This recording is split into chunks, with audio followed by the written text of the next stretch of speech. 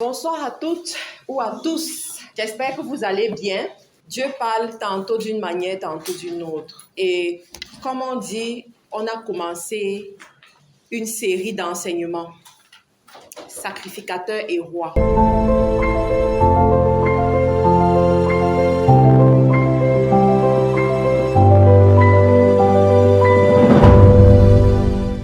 Donc, vous êtes ici parce que nous sommes dans une série pour développer des femmes leaders, des femmes ointes, sur qui Dieu peut compter dans cette génération, dans cette période de fin de temps, parce que c'est la période dans laquelle nous sommes. Et pour pouvoir faire réaliser le plan de Dieu, vous devez être équipés. Les nations du monde ont besoin des leaders, des gens sur qui Dieu peut compter. Nous avons étudié l'identité. C'est quoi l'identité en Christ? Et qu'est-ce que l'identité en Christ nous confère? On a vu que l'identité en Christ change tout, jusqu'à changer le sang qui coule dans tes veines, par la foi. Et tant que tu ne connais pas qui est-ce que tu es en Christ, il y a des combats que tu ne vas jamais remporter. Et il y a des combats, des assauts de l'ennemi que tu vas continuer à subir. Tant que tu ne connais pas ton identité en Christ, il y a une ferveur que tu ne pourras pas avoir. Vous avez vu le film tout à l'heure. Ce monsieur savait exactement qui il était en Christ. C'est la raison pour laquelle, quel que soit ce qu'on disait, quelles que soient les moqueries qu'on pouvait lui donner, il était persuadé de ce que Dieu a mis dans son cœur. Et pour cette fin des temps, si tu n'as pas cette certitude de ton identité, tu ne feras pas long feu. Tu vas t'arrêter en chemin. Tu vas compter sur toi-même.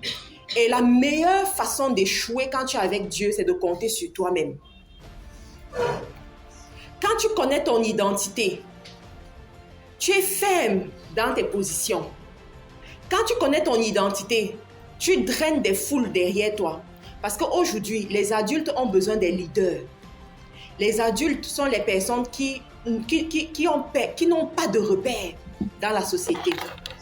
Les adultes suivent la direction du vent, suivent là où il y a la foule, suivent là où ça brille.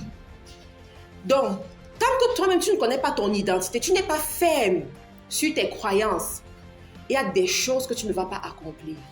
Et pour cette fin des temps, Dieu a besoin des gens qui comprennent ce qu'on appelle l'identité en Christ, qui comprennent ce qu'on appelle la nouvelle naissance. Parce que quand tu comprends cette nouvelle naissance, tu sais que ce qui parle sur ta vie, ce n'est plus la voix de la maison de ton père et de ta mère. Ce n'est plus la voix de ton passé. Ce n'est plus la voix de ce qu'on a dit sur toi. Ce n'est plus la voix des imprécations qu'on a déclarées sur toi. Mais c'est la voix de ce que Dieu dit sur ta vie qui parle. Et tant que tu n'y crois pas, il y a des dimensions que tu ne vas pas atteindre. On a dit, tu dois être sacrificateur et roi. Le sacrificateur marche avec la sainteté, la sanctification. Le sacrificateur brise le joug. Vous avez vu ce film. Ce monsieur, il brisait les jougs, les maladies incurables, les maladies désespérées, les gens qui avaient perdu confiance en la vie. Mais parce qu'il connaissait le pouvoir qui était entre ses mains. Il savait que, ici, il y a des déclarations à faire. Ici, il y a quelque chose à faire. Et avec la persévérance, avec la fermeté, on va y arriver. Cette fin des temps, on a besoin des gens comme ça. Cette fin des temps, on a besoin des rois. Ça veut dire quoi? Dieu te met sur une montagne d'influence. Et tu domines la montagne d'influence. Mais pour y arriver, il y a un protocole à suivre. Il y a un protocole que tu vas suivre. Et depuis que j'étudie la Bible, depuis que j'étudie les leaders, depuis que j'observe même ma propre vie, dès le jour où j'ai décidé de suivre Dieu de façon ferme, je me rends compte que ce protocole, c'est le même partout. Il y a 5 phases principales que vous devez connaître et que vous ne devez jamais oublier. 5 phases principales que vous allez expérimenter avec Dieu. Si vous décidez de vous abandonner, d'être ces personnes sur qui Dieu peut compter. 5 phases principales. La première phase, c'est celle de la rencontre. Là où tu rencontres le Dieu bonbon, Où tu dis, Seigneur, je veux telle chose, il te donne déjà. Seigneur, j'arrive à l'église comme ça, là, je n'ai pas l'argent de taxi. Aide-moi à pouvoir arriver. Directement, tu rencontres ta soeur de l'église qui te porte dans sa voiture. Tu ne savais même pas que tu allais la rencontrer. Ok, ça c'est le Dieu bonbon. Tu n'as même pas étudié, tu as composition, tu arrives, on donne les questions que tu connais. Ça c'est le Dieu bonbon. Petite prière, petit effort comme ça, directement la solution arrive. Ça c'est la rencontre. Ça, c'est la rencontre. Tout ce que Dieu utilise passe par là. Ça, c'est le premier niveau. Tu dois d'abord le découvrir. Dieu est amour. Dieu est mon Père. Dieu est mon Sauveur. Dieu est mon Roi. Dieu est mon Libérateur. Dieu est mon Créateur. Le Dieu bonbon, c'est la rencontre. Mais je vais revenir sur le premier pour vous expliquer quelque chose quand je vais voir le deuxième. Le deuxième, c'est quoi? C'est le désert. Quand tu as fini de rencontrer le Dieu bonbon, maintenant, tu as fini de boire le lait. Il faut maintenant que tu manges le macabo. Ça passe par le désert. Dans ce désert-là, Dieu se révèle vraiment à toi. Où il te montre qu'il peut être bonbon, mais il veut te fortifier. Il veut t'utiliser dans les nations. Il veut gérer les dossiers supérieurs avec toi. Mais pour ça, tu vas quand même un peu passer dans le désert de purification. Mais je vais vous dire quelque chose. Ne me dis pas que tu vis le désert si tu n'as pas connu la rencontre. Je m'explique. Si tu souffres et que tu n'as jamais expérimenté la rencontre avec Jésus-Christ, ne me parle pas de désert. Ne me parle pas de désert. Tu es en train de subir les conséquences de tes propres actes. Vous comprenez ça? Tant que tu n'as pas connu cette rencontre, tu n'as pas connu Jésus-Christ, ce que tu vis là, que tu appelles souffrance, ce n'est pas le désert. C'est les conséquences de tes actions et de ton ignorance. Parce que quand tu vas finir de vivre ce que tu appelles souffrance là, et que tu vas passer la rencontre, tu vas encore vivre ce qu'on appelle le désert. Tu vas encore vivre ça. Parce que là, tu vas à une autre dimension. Et pour arriver à cette dimension-là, tu dois passer par la purification. Avant d'utiliser l'or, on le purifie d'abord. Avant de régner à une certaine dimension, Dieu doit d'abord te purifier. Et entre parenthèses, ça c'est un indice qui va vous permettre de savoir si un leader est envoyé par Dieu ou pas. Si le leader se place devant toi et ne peut pas te parler de son désert après sa rencontre avec Dieu, mets les points d'interrogation. Toute personne que Dieu doit utiliser passe par le désert. Toute personne. C'est là où la montagne se négocie. C'est là où la célébration se négocie. C'est là où l'impact se négocie. Et lorsque vous n'êtes pas enseigné sur ce genre de choses, vous allez mourir dans le désert. Vous allez dire que Dieu vous a abandonné. En tout cas, bon, ça c'est la deuxième. Troisième étape, le modélage. Le modélage. Quand tu rentres dans le désert, la prochaine étape où Dieu va t'amener, c'est le modélage, où il brise certaines mauvaises conceptions que tu avais. Brise l'homme adamique en toi. Brise la voix de la maison de ton père et de ta mère. Brise la voix de tes désirs et de tes passions. Brise ta peur. Te oint dans le modélage. C'est à ce moment qu'il change même ton environnement. Parce que je vous ai dit dès le début qu'il y en a, à la fin de cette série, vous allez déménager de là où vous êtes. Il y a certaines connexions que vous allez un peu éloigner dans vos vies. Il y a certaines pages, mais vous allez vous désabonner même de là. Parce que dans le modélage, c'est là où Dieu te façonne. Si tu as l'intention de t'asseoir à la table des rois, tu dois connaître le protocole de la table des rois. Sur la table des rois, on ne mange pas avec les doigts. Sur la table des rois, on ne mange pas n'importe comment. Ça s'apprend. C'est dans le modélage que tu apprends ça. Après le modélage, il y a l'utilisation. quand Dieu commence à t'utiliser dans les nations, à t'utiliser dans la sphère dans laquelle tu te trouves, à t'utiliser un peu partout, à mettre la lumière sur toi. Mais il y a les gens qui confondent l'utilisation et la célébration. Parce que dans l'utilisation, la lumière est sur toi. Les gens viennent vers toi. Tu as de l'influence, mais c'est pour l'utilisation. Et quand tu réussis dans l'utilisation, ensuite Dieu t'amène à la célébration. Les gens comme Bishop David Oyedepo, ils sont au niveau de la célébration. Bishop, s'il se lève même à 3 heures, qui commence à parler, les gens, 1000 personnes seront debout pour l'écouter.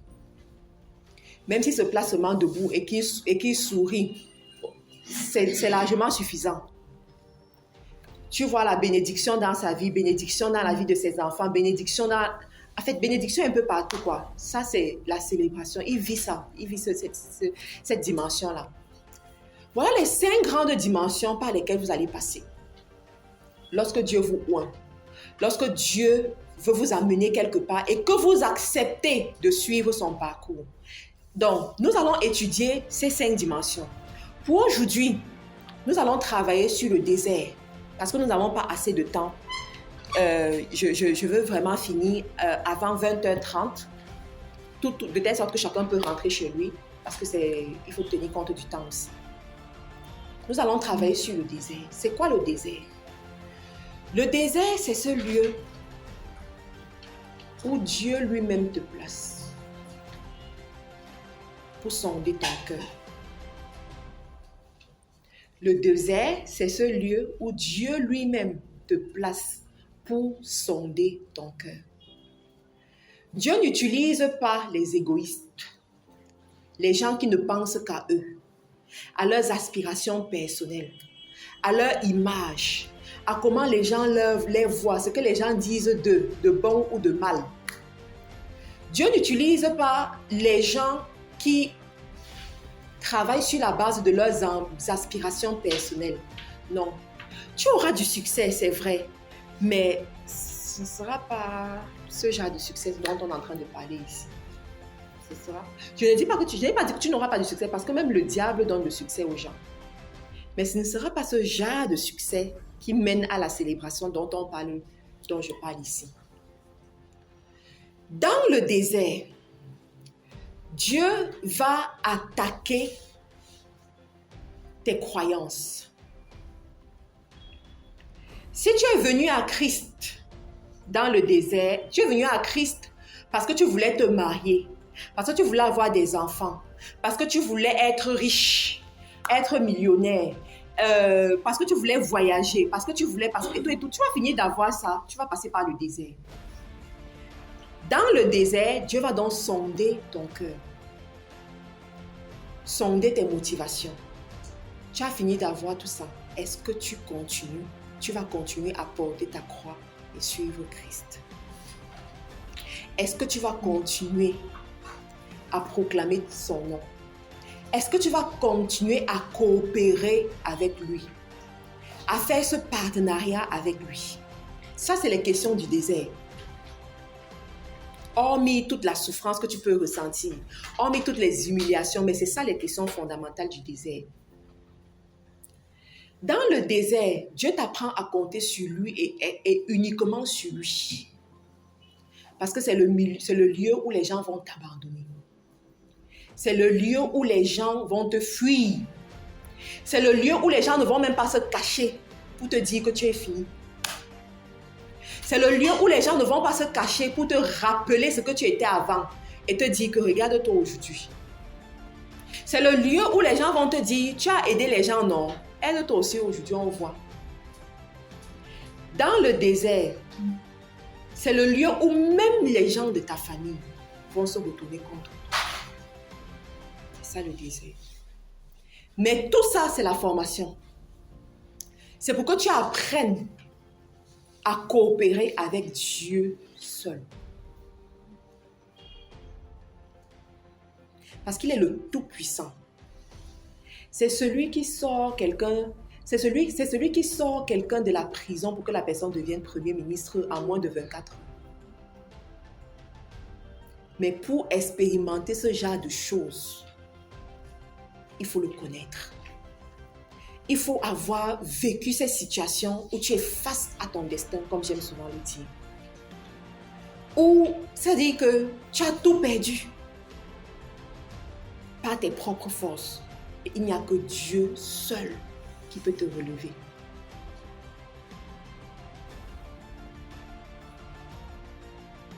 Le désert, c'est le lieu où tu vas apprendre à lâcher la branche.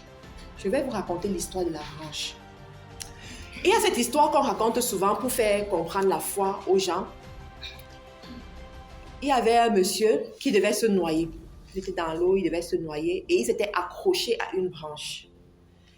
Et il dit, Jésus, Jésus, sauve-moi, Jésus, sauve-moi. Jésus arrive et lui dit que, oh mon fils, je veux te sauver, mais lâche la branche. Il dit, quoi? Lâcher cette branche? C'est cette branche sur laquelle je m'accroche, c'est cette branche qui est en train de m'aider. Je ne peux pas lâcher la branche. Si je la lâche, je vais me noyer. Et Jésus lui dit, lâche la branche. Lâche la branche. La vérité, c'est que beaucoup parmi nous, nous avons des branches sur lesquelles nous nous accrochons. Et nous nous disons que tant que je suis sur cette branche, j'ai quand même l'assurance de, voilà, je suis un peu préservée. Tant que j'ai cette branche, ça va. Je vais prier, Dieu fera ce qu'il peut faire, mais ma branche, si personne ne la touche. Nous sommes toutes passées par là. Toutes. Si tu ne peux pas reconnaître ça, c'est que toi-même tu as un problème. Nous sommes toutes passées par là. À un moment donné de ta vie, tu t'accroches sur la branche. Mais la caractéristique de la branche, c'est quoi? C'est que la branche, elle est éphémère. Des fois, la branche même ne remplit pas les critères divins. En d'autres termes, des fois, la branche est mondaine. Des fois, la branche est mondaine. Très souvent, même la branche, elle est mondaine. Mais tu t'accroches dessus, tu te dis, oh, ma branche ici. Moi seul, je connais ma branche ici. Tant que j'ai ma branche ici là, je suis au moins sûr que j'ai quand même quelque chose. Mais dans le désert, Dieu te dit, lâche la branche. Aussi longtemps que tu resteras agrippé à cette branche, il y a un extraordinaire divin que tu ne vas jamais expérimenter. Aussi vrai que c'est cette branche qui sera ton pourvoyeur, tu ne vas jamais expérimenter ce que Dieu peut te donner gratuitement. Si tu as l'intention d'être cette femme leader dans les nations, que Dieu va utiliser pour parler aux rois et aux reines, pour aller dans les nations et représenter l'intégrité de Dieu, tu dois apprendre à lâcher les branches. Tu dois apprendre à lâcher les branches. Parce que Dieu ne coopère pas avec le faux. Dieu ne coopère pas avec l'à peu près. Dieu ne coopère pas avec ce qui vient de l'autre camp. Ça ne marche pas. Tu vas apprendre à lâcher la branche. Et quand tu lâches la branche, c'est à ce moment que tu expérimentes l'extraordinaire divin.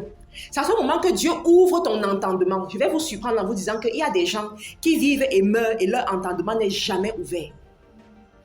Ils font les choses sur la base de la répétition. Ils font les choses sur la base de l'instruction. Ça veut dire quoi? Si on t'a appris qu'il faut prendre une serpillière, de l'eau, du savon et nettoyer un sol, tu nettoies, mais tu n'as jamais compris le mystère derrière le nettoyage. Tu n'as jamais compris ça. Parce que ton entendement est bloqué. Mais quand tu lâches la branche, quand tu commences à t'attendre à Dieu, Dieu te parle. C'est la raison pour laquelle il y a des problèmes dans vos vies. Que le conseil d'une tierce personne ne peut pas vous aider. Oh, c'est pour cela que vous allez de conseil en conseil, de pasteur en pasteur, de prophétie en prophétie, mais le problème est toujours devant toi.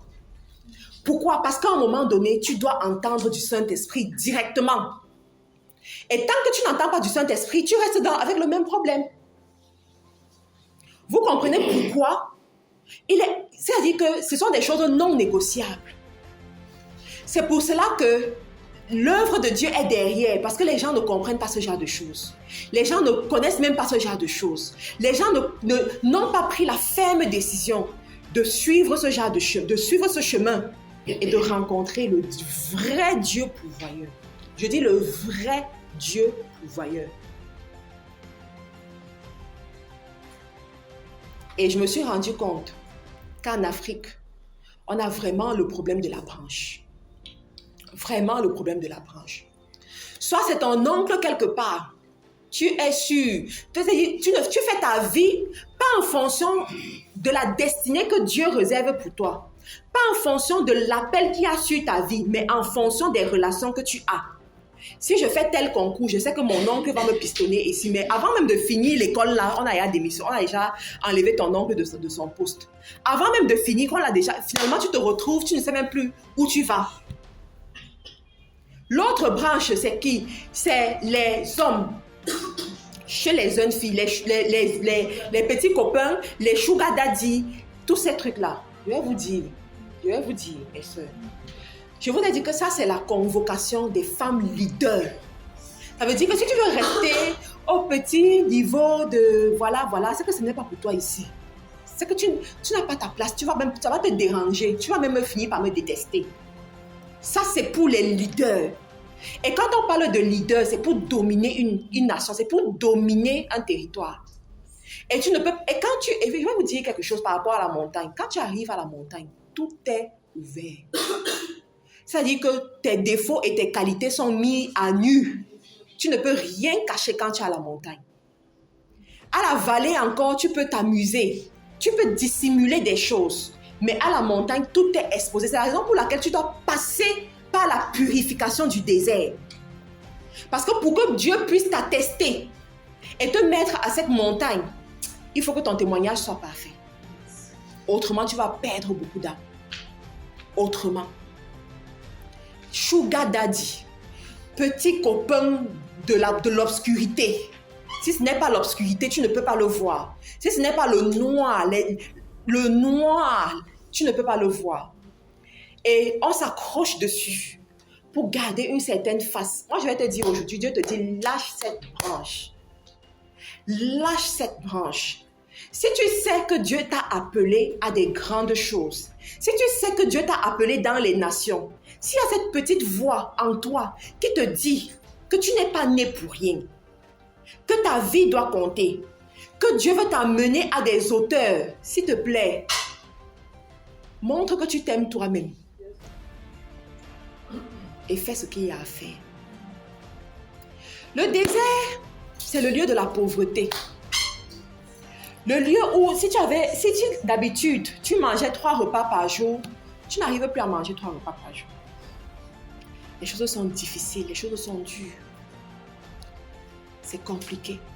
Tu pries, tu as l'impression que Dieu ne t'entend pas. Tu fais des jeûnes, des prières, tout ce que tu peux imaginer. On t'impose les mains, tu as l'impression que Dieu ne t'entend pas. Je vous ai dit qu'il faut d'abord connaître la rencontre avant de passer dans le désert. Pourquoi? Parce que quand tu arrives au désert et que tu expérimentes ça, Dieu se charge toujours de te rappeler le moment de la rencontre. Toujours. Parce que si tu n'as pas vécu cette rencontre-là, tu ne peux pas supporter ce désert. Tu vas te dire que ce qu'on dit là, c'est faux. Ce qu'on dit là, ça n'existe pas. Ce sont des racontages. Donc, quand tu traverses ce moment où Dieu devient sourd, te rappelle le moment où, à ta pensée, c'était déjà réalisé. Et c'est ça qui te permet d'avancer. Dans le désert, tu vas expérimenter le Dieu sourd. Tu pries pour le mariage. C'est pas que tu es laide, tu es très belle. Les gens te draguent même. J'ai vu ça sur Facebook, je suis tombée sur une publication comme ça sur Facebook, une jeune fille qui exposait sa situation. Elle disait, à 31 ans, sa mère l'a appelée pour lui dire que, regarde, pense déjà avoir un enfant. Parce que l'âge avance. Et lorsqu'elle regarde autour d'elle, elle voit, ce ne sont que les abrutis, c'est comme ça qu'elle les a appelés, les abrutis, qui viennent la draguer et les hommes mariés. À un moment donné, elle a envie de céder et d'aller avec un homme marié, avoir un enfant et avoir la paix. Qu'est-ce qu'on en pense? Quand tu vois ça, tu sens que c'est une fille qui prie. C'est une fille qui connaît Dieu. Mais qui vit quand même cette situation. Après, ça peut être n'importe quoi. Hein. Ça peut être n'importe quoi. Vraiment des situations que tu vis. Tu pries, tu demandes à Dieu de faire quelque chose, mais tu as l'impression qu'il est sourd. Tu vas expérimenter ça dans le désert. Tu vas expérimenter cette dimension de Dieu dans le désert. Mais quand c'est comme ça, qu'est-ce que tu vas faire? Tu vas bafouer tes convictions, tu vas bafouer ta foi et te donner à ça, ou bien qu'est-ce que tu vas faire? Le désert. Dans le désert, tu vas douter de ta foi. À un moment donné, dans le désert, tu vas te poser la question de savoir, est-ce que Dieu même existe? Est-ce que ce Dieu dont on parle là, est-ce qu'il existe vraiment? Est-ce que ce n'est pas juste, je sais pas, quelque chose que les gens ont commencé à raconter n'importe comment? Bon, est-ce que même ta religion là n'est même pas bonne? Peut-être c'est ça qui a un problème, peut-être qu'il faut aller voir ailleurs. Bon, les gens parlent de Kamit, de retour aux ancêtres. Peut-être c'est ça, hein? Peut-être que ce sont tes ancêtres qui sont en train de te frapper. On ne sait jamais. Il faut peut-être aller voir de ce côté-là. Tu vas te poser toutes ces questions. Est-ce qu'il existe vraiment? Mais rappelle-toi de la rencontre. Tu l'as quand même rencontré un jour. Tu l'as quand même expérimenté quelque part un jour. Dans le désert, tu vas vivre tout ça.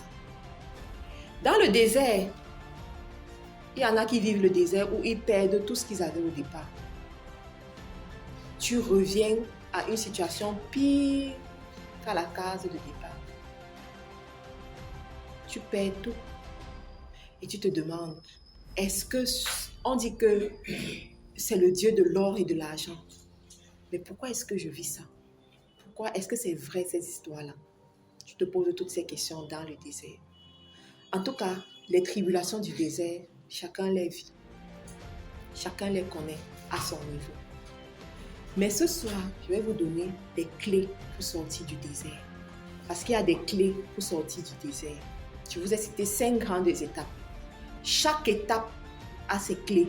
Le fait que tu arrives à une étape ne garantit pas que tu vas connaître la prochaine étape. Le fait que tu arrives à une étape ne garantit pas que tu connaîtras la prochaine étape. Pour arriver à la prochaine étape, tu dois utiliser les clés. Jésus a laissé à l'apôtre Pierre les clés du royaume. Ça veut dire qu'il y a des dimensions dans la vie. Si tu n'as pas les clés, tu n'expérimenteras pas ces dimensions. Première étape, l'assurance de ton identité. C'est pour ça qu'on a commencé par là. L'assurance de ton identité. Si tu n'as pas cette assurance de ton identité, il y a des choses que tu ne feras pas. Si tu n'as pas cette assurance de ton identité, tu vas perdre ta paix. Et la paix, ça dit que c'est l'un des plus grands bijoux que tu dois garder dans ta marche avec Dieu. Quand tu perds ta paix, tu ne peux plus suivre le Saint-Esprit. Tu ne peux plus l'écouter parce que tu es troublé et tu ne sais pas qui te parle. Tu ne sais pas d'où ça vient, ce que tu es en train d'entendre. Mais pour garder ta paix, tu dois connaître ton identité et avoir l'assurance de cette identité. Une chose que vous allez faire comme devoir, allez sur Google. Vous tapez les versets sur l'identité dans la Bible, l'identité d'enfant de Dieu dans la Bible. Vous lisez ces versets, vous copiez ces versets quelque part, vous les lisez. Vous allez sur YouTube, vous écoutez Josiane remplie de grâce de VTV, c'est VTV. Les vidéos de 2016, 2017, 2018 qui parlent de l'identité d'enfant de Dieu. Écoutez ces vidéos, écoutez un minimum de 10 vidéos. Réécoutez encore les vidéos. Ces vidéos-là m'ont sauvé la vie en Angleterre. Sans ces vidéos, je ne sais pas comment j'allais faire. Je les dévorais. Parce que ça me reconfortait, ça me permettait de comprendre certaines choses. Donc, vous allez suivre ça. Donc, la première clé, c'est l'assurance de ton identité. La deuxième clé que tu vas utiliser, c'est la parole de Dieu. Tu dois connaître la parole de Dieu. Si tu veux sortir de ton désert et que tu n'opposes pas cette situation par la parole de Dieu, ça veut dire que ce sont tes sentiments et tes émotions qui sont encore en train de parler. Dieu se tient sur sa parole pour l'accomplir. Qu'est-ce que la parole de Dieu dit par rapport à cette situation? Gave ton âme de la parole de Dieu. Répète-toi la parole de Dieu. Qu'est-ce que la parole de Dieu dit par rapport à ta situation? Parole contre parole jusqu'à ce que tu veux puisse arriver. On vous parle souvent de David et Goliath. On dit, oh, David a terrassé Goliath. Mais ce n'est pas juste ce que David a lancé qui a terrassé Goliath. Mais c'est aussi les paroles de David qui ont terrassé Goliath. Parce que quand David arrivait devant le grand Goliath, même les gens qui étaient autour commençaient à dire à David que David, toi tu pars où? Tu vas où? N'y a-t-il pas une autre personne à nous présenter? Qui est ce gringalet qu'on présente devant nous? Et pendant qu'ils envoyaient, David répliquait. La parole de Dieu. Et si tu es ici et que tu n'as pas l'habitude de lire ta Bible, s'il te plaît, renoue avec ta Bible. Les nations dans lesquelles Dieu t'envoie, ce sont des nations féroces. Des nations, pour eux, c'est dent pour dent, œil pour œil. Vous avez vu le film. Sans état d'âme, ils sont prêts à détruire toute lumière qui vient de Dieu. Pour rien comme ça, on va te détester. Pour rien comme ça, on va te mettre les bâtons dans les roues. Pour rien, les choses vont se lever contre toi. Mais c'est la parole de Dieu. Tu utilises la parole, tu dis, voilà, voici ce que Dieu dit dans sa parole par rapport à cette situation. Voici ce que Dieu dit par rapport à cette situation. Et c'est cette parole-là qui commence à transformer les choses. Parce que tout est d'abord esprit avant de prendre corps. Si tu vis une vie qui ne te plaît pas, sache que cette vie a d'abord été conçue dans le spirituel avant de se manifester. Je répète, tout est d'abord spirituel avant de prendre corps. Ce que tu vis aujourd'hui qui ne te plaît pas a d'abord été enfanté spirituellement. La Bible dit dans le livre de la Genèse, aussi longtemps qu'il y aura le ciel et la terre, il y aura un temps pour semer et un temps pour récolter. Un temps pour semer et un temps pour récolter. Qu'est-ce que tu sèmes dans le spirituel? Qu'est-ce que tu sèmes dans le spirituel que tu vas récolter physiquement? Ça, c'est les questions que tu dois te poser quand tu es dans le désert. Le désert, c'est le lieu des pleurs. Mais celles qui comprennent ce qui se passe spirituellement dans le désert essuient leurs larmes. Sèchent leurs larmes et vont en guerre. Sèchent leurs larmes et utilisent les clés. Sèchent leurs larmes et disent ici, quelque chose de bon va se passer. Dans le désert, tu dois apprendre à être cette femme esprit. Et je vais te dire quelque chose. Tu ne peux pas être cette femme leader si tu n'es pas une femme esprit. Tu dois être une femme esprit. Une femme qui négocie avec le Saint-Esprit. Une femme qui perçoit les choses spirituellement. Une femme à qui Dieu peut parler. Une femme qui comprend les temps et les saisons. Si tu ne peux pas comprendre ça, c'est très dangereux pour toi. Tout se négocie d'abord dans le spirituel avant d'arriver physiquement. Et le spirituel, le règne du spirituel, c'est la parole de Dieu. La parole de Dieu, elle est créatrice. Même ceux qui font dans l'occultisme, ils connaissent le pouvoir de la parole. Sauf qu'ils détournent ça pour faire le mal. Mais toi, en tant qu'enfant de Dieu, ne te contente pas seulement de dire « Je suis enfant de Dieu, je prie, j'ai la foi ». Non, fais grandir cette foi avec la parole de Dieu. Arme-toi de la parole de Dieu pour ton cas. Ensuite, les paroles qui sortent de ta bouche, toi-même. Même quand tu ne pries pas. Le désert, c'est le lieu où tu fabriques ton futur. Je répète. Le désert, c'est le lieu où tu fabriques ton futur par ta parole. Une fois, j'ai dit à une femme que si seulement tu connaissais le pouvoir que tu as pendant que tu traverses ton désert, il y a certaines lamentations que tu ne feras plus. Il y a certaines choses que tu ne vas plus ressentir. Parce que tu vas comprendre que le désert, c'est le lieu d'incubation pour la montagne. L'incubateur, c'est quoi? C'est un endroit où on transforme. c'est un endroit où on modèle. C'est un endroit où on forme. Ton désert, c'est le lieu d'incubation pour ta montagne de célébration. Tant que tu n'as pas compris ça, tant que tu ne t'es pas laissé transformer, il y a des choses qui ne vont pas se passer. Et toi-même, tu dois envoyer ce que tu veux voir arriver dans ton futur à partir de ton désert. Ça veut dire que quand tu es dans ton désert, tu dois déjà commencer à imaginer ton futur. Imaginer ce que tu veux voir arriver. Tu dois déjà commencer à le déclarer, à négocier avec le Saint-Esprit, à demander à Dieu que voilà. Et tu fais tout ça avec action de grâce. Parce que quand tu comprends ces choses-là, ce n'est qu'une question de temps. Je vous assure, ce n'est qu'une question de temps. Ta parole contre parole. Et il y a des déserts où tu vas apprendre à utiliser la parole de 4 heures du matin à 4 heures du matin. Il y a des déserts coriaces, surtout quand ça a à voir avec les limitations de famille. Quand tu sais que dans ta famille, là, c'est une autre dimension. 4 heures du matin, tu vas te lever. Tu commences à déclarer, tu commences à proclamer, tu commences à envoyer ce que tu veux. Parce qu'il y a des esprits que c'est aux aurores que tu dois dealer avec ces esprits-là. Dans le désert également, autre chose que tu vas apprendre à faire, c'est le détachement. Merci. Beaucoup de gens restent dans le désert parce qu'ils ne savent pas se détacher. Ils oublient ou bien ils négligent cette partie-là. Le détachement, ça veut dire quoi? Ça veut dire que tu acceptes de tout perdre pour Dieu. Quand tu es dans le désert, il y a des choses qui te manquent.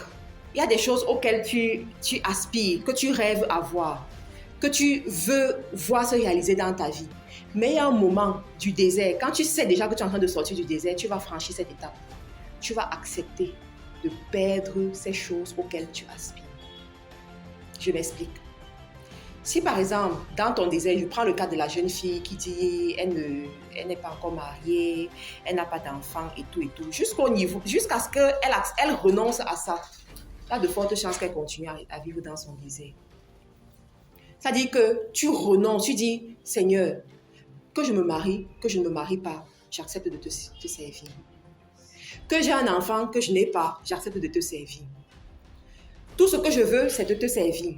Si je te sers, tant mieux. Si je ne te sers pas, vraiment, je veux te servir. C'est ça ou rien.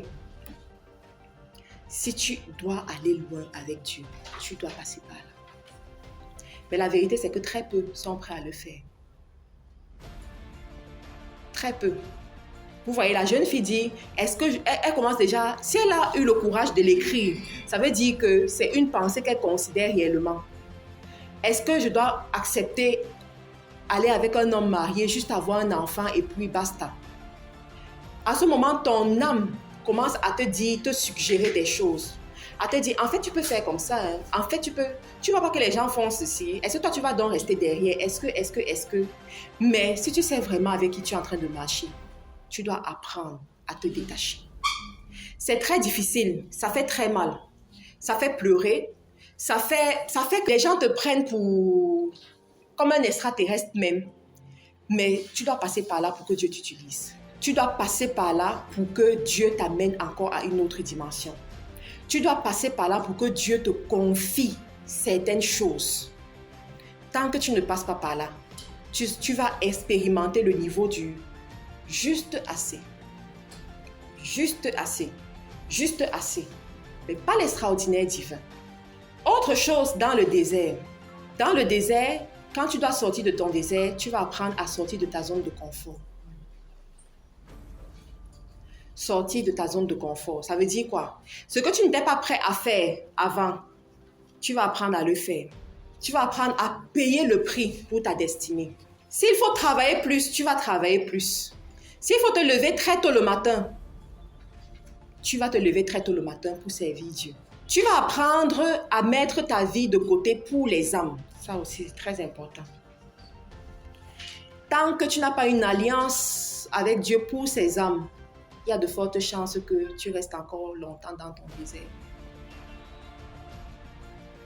Anne voulait avoir un enfant.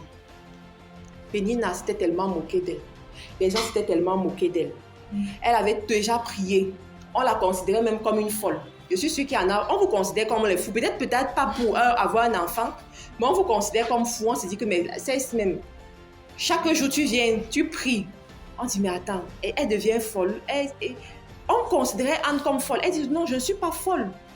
Je ne suis pas folle, c'est juste que je demande quelque chose à Dieu. Jusqu'au jour où elle est rentrée dans une alliance avec Dieu.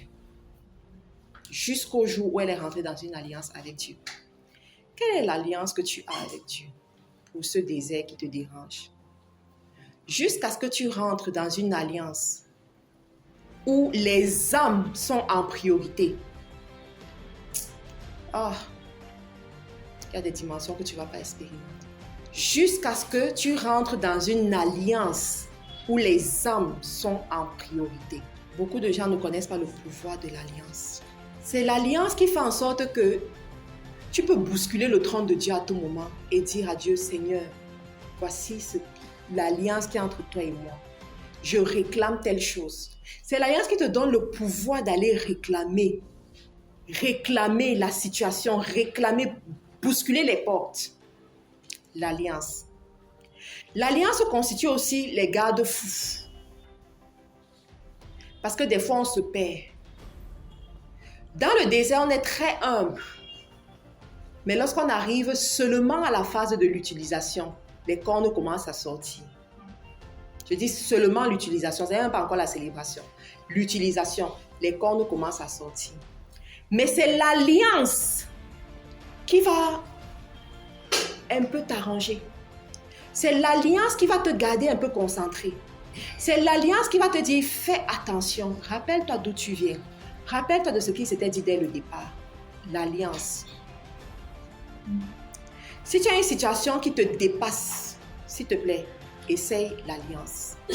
Et pas l'alliance pour tes intérêts personnels. Je dis bien l'alliance pour les âmes. Tu n'as rien à gagner sur ça. Ce n'est pas ton profit, c'est les âmes.